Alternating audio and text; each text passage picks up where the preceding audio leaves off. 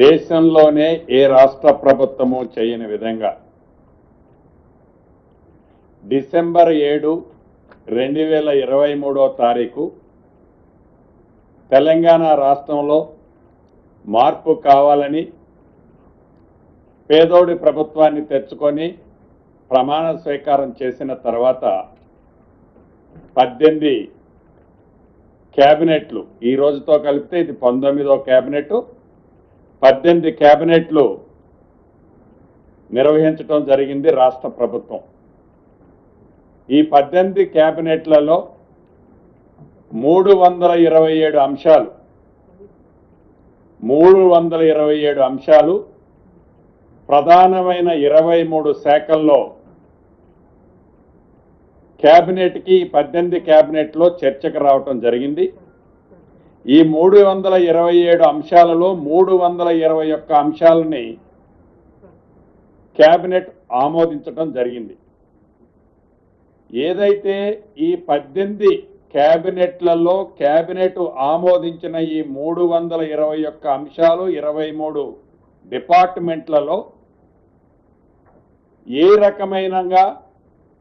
ఆ ఆమోదించబడ్డ రాటిఫై చేసిన అంశాలు ఫైనల్గా పేదోడి కోసం చేసిన ఈ అంశాలు డెలివరీ ఎలా అయ్యాయి, దాని మీద మొదటిసారి దేశంలోనే ఏ రాష్ట్ర ప్రభుత్వము చేయని విధంగా ఈ 18 క్యాబినెట్లో అప్రూవ్ చేసిన అన్ని అంశాల మీద క్షుణ్ణంగా అంశాల వారీగా ఇంప్లిమెంటేషన్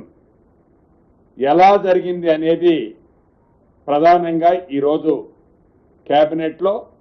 డిబేట్ చేయటం జరిగింది. 96% అంటే 96% అంశాలు ఏవైతే క్యాబినెట్లో అప్రూవ్ చేయబడ్డాయో అవన్నిటి ఆల్రెడీ ఆర్డర్స్ ఇవ్వటమే కాకుండా వాటిని ఇంప్లిమెంటేషన్ స్టేజ్లోకి చేయటం జరిగిందనేది క్షుణ్ణంగా ఐటమ్ బై ఐటమ్ చర్చించిన తర్వాత ఈరోజు క్యాబినెట్ సహచార మంత్రులు ఉన్నత అధికారులు 23 శాఖలకు సంబంధించిన ప్రిన్సిపల్ సెక్రటరీసు సిఎంఓ ఆఫీసు అందరం క్షుణ్ణంగా పరిశీలించిన తర్వాత గౌరవ ముఖ్యమంత్రి గారు, గౌరవ ఉప ముఖ్యమంత్రి గారు, సహచర మంత్రులు ఎక్కడైనా అంశాలలో వారి శాఖలకు సంబంధించిన అంశాలలో ఏవైనా ఇంకా మిస్ అయినవి ఉంటే వాటి మీద కూడా పూర్తి క్లారిటీ ఈరోజు ఇవ్వటం జరిగింది. దీనితో పాటు ఏదైతే రాష్ట్ర ప్రభుత్వం గౌరవ ముఖ్యమంత్రి గారి ఆలోచన కానీ ఈ ప్రభుత్వం యొక్క ఆలోచన కానీ ప్రతి 2 వారాలకు ఒకసారి ఏదైతే క్యాబినెట్ నిర్వహించాలని గతంలో నిర్ణయం తీసుకున్నామో ఇవాళ 10వ తారీఖు క్యాబినెట్ జరిగింది. మళ్ళీ 25వ తారీఖు నాడు క్యాబినెట్ ఇప్పుడే ఈ క్యాబినెట్లోనే డేట్ ఫిక్స్ చేసుకుంటున్నాం. అదే పద్ధతిలో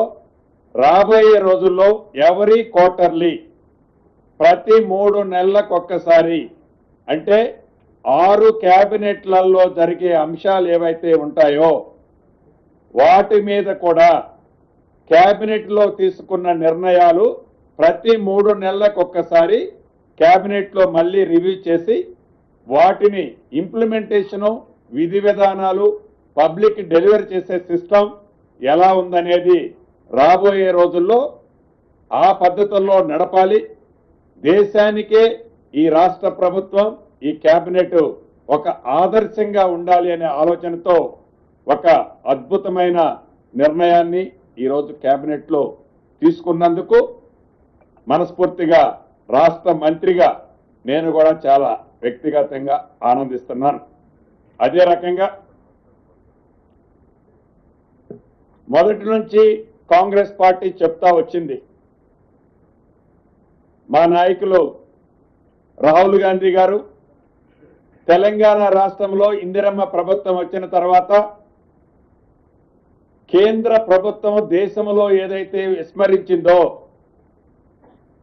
ఆ విస్మరించిన దాన్ని తెలంగాణ రాష్ట్రంలో మోడల్గా కులగణన చేస్తామని చెప్పి దాన్ని సక్సెస్ఫుల్గా కులగణన చేయటమే కాకుండా